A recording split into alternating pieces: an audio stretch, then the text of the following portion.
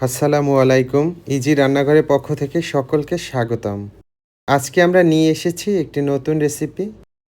এই রেসিপিটা আমার কাছে অনেকটাই নতুন মনে হয়েছে।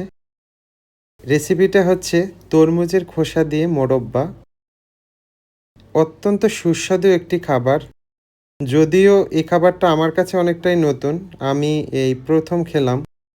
অসাধারণ টেস্ট হয় এবং খেতে এতটা সুস্বাদু হয়, বোঝার কোনো উপায় নাই যে এটা তরমুজের খোসা দিয়ে বানানো। তো রেসিপিটা আমি কিভাবে করেছি আপনারা দেখে নিন। তো রেসিপিটি করার জন্য আমি নিয়ে নিলাম তরমুজের খোসা। দেখেন এখানে আমি তরমুজের খোসাগুলো এভাবে স্কোয়ার শেপে কেটেছি। আপনারা এভাবে কেটে একটা কাঁটা চামচ নিবেন, নিয়ে সেটাকে খুব ভালোভাবে ছিদ্র করে দিবেন। এভাবে এপিঠ ওপিঠ দোনো পিঠই করবেন, কারণ তরমুজের এই পিঠটা একটু শক্ত থাকে। তো এটার মধ্যে যেহেতু আমরা দুধ চিনি দিয়ে জাল করব, যাতে ঢুকতে পারে খুব ভালোভাবে, দেখেন আমি সবগুলোকেই এভাবে ছিদ্র করে নিয়েছি। আর কাঁটাটা আপনারা খেয়াল রাখবেন যেন স্কোয়ার হয়। চুলায় একটি প্যান বসিয়ে দিলাম, তাতে দিয়ে দিলাম আমি ঘি। এখানে আমি ঘি ব্যবহার করছি, এই তরমুজের খোসাগুলোকে আমি ভেজে নেব এজন্য। এখানে আমি ৩-৪ চামচের মতো ঘি ব্যবহার করেছি, আপনারাও এভাবে করবেন।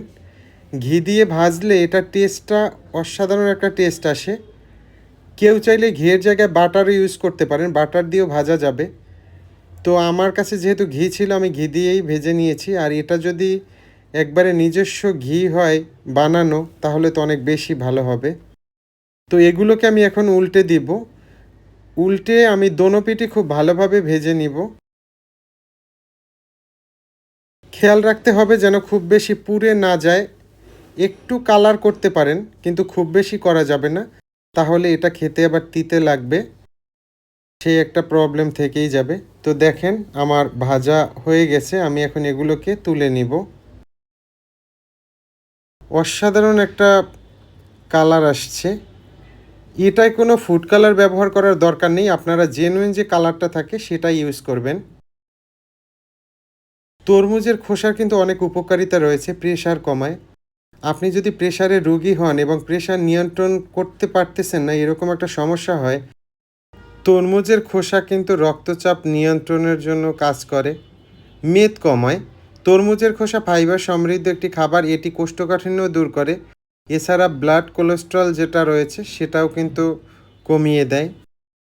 তো দেখেন আমি আরও কিছু ভেজে নিয়েছি, সেগুলো আমি তুলে নিলাম। এখন ভাজা যে ঘিটা রয়েছে, এর আগে যে আমি তরমুজের খোসা ভেজেছিলাম সেই ঘিটাই ব্যবহার করব। সাথে আমি আরেকটু ঘি অ্যাড করে দিব এখানে। এখন ঘিয়ের সাথে আমি একটু গরম মশলা ব্যবহার করব। দিয়ে দিলাম হচ্ছে ৩টার মতো এলাচ, ৩-৪টা দারচিনির টুকরা, একটা তেজপাতা। এখন দিয়ে দিচ্ছি আমি কিশমিশ। এখানে আমি কিশমিশটাকে আগেই ভিজিয়ে রেখেছিলাম, সেই কিশমিশটা ব্যবহার করছি। এগুলোকে ঘিয়ে একটু ভেজে নিব ভালোভাবে। এর মধ্যে আমি ব্যবহার করছি লিকুইড দুধ। এখানে ৩০০ গ্রামের মতো দুধ রয়েছে। এর সাথে আমি আরেকটু অ্যাড করে দেব গুঁড়া দুধ। গুঁড়া দুধটা হচ্ছে অপশনাল, যদি আপনার কাছে থাকে দিয়ে দিবেন, তাহলে টেস্ট খুব ভালো আসবে। এখন এটাকে খুব ভালোভাবে নাড়তে হবে, নিচে কোনোভাবে লেগে না যায়, এজন্য নাড়ার উপরই রাখতে হবে। আমি দিয়ে দিচ্ছি একটু কাঠবাদাম পেস্ট। কেউ চাইলে কাঠবাদামটা আপনারা গোটাটাও দিতে পারেন। তো আমি এখানে পেস্টটা দিয়েছি, বিশেষ করে গ্রেভিটা একটু ঘন হওয়ার জন্য। দিয়ে দিলাম আমি চিনি। এখানে আপনারা চিনিটা পরিমাণ মতো দিয়ে দিবেন, অনেকেই হচ্ছে মিষ্টি কম খেতে পছন্দ করেন, তো সেই অনুযায়ী আপনারা চিনিটা ব্যবহার করবেন। আমার এই মিশ্রণটা একটু ঘন হয়ে আসছে, তো এখন আমি তরমুজের যে খোসাগুলো ভেজে রেখেছিলাম সেগুলো এখন দিয়ে দিলাম।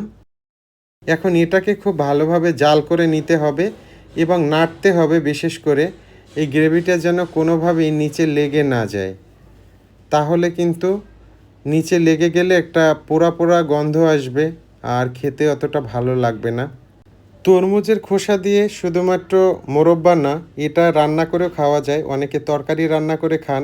তরমুজের খোসা দিয়ে অনেকে হচ্ছে আচারও বানান। অনেকে হচ্ছে লাউয়ের মতো ছোট, ছোট টুকরো করে এটাকে সবজি হিসেবে মাছের সাথে রান্না করেন, মাংস দিয়ে রান্না করে খেয়ে থাকেন। তবে বিশেষজ্ঞরা বলেন তরমুজের খোসা কাঁচা খাওয়াটাই সবথেকে উত্তম। যদি সম্ভব হয় এটাকে সালাদ করে খেতে পারেন। এই সালাদটা কিন্তু শরীরের জন্য অনেক উপকারী। বিশেষ করে যারা স্বাস্থ্য সচেতন তাদের জন্য তো 100% ই উপকারী।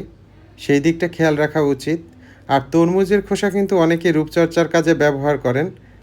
তো এটাও যারা রূপচর্চার কাজে ব্যবহার করেন তাদের জন্য অনেক উপকারী। এই যে দেখেন হয়ে গেল আমাদের তরমুজের খোসার মোরব্বা। অসাধারণ একটা কালার আসছে এবং খেতেও অনেক সুস্বাদু ছিল।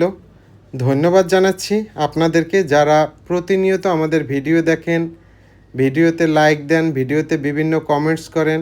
আপনাদের জন্যই আমরা ভিডিও নিয়ে আসি। আপনাদের সাথেই আছি। আপনাদের সুস্বাস্থ্য এবং মঙ্গল কামনা করি।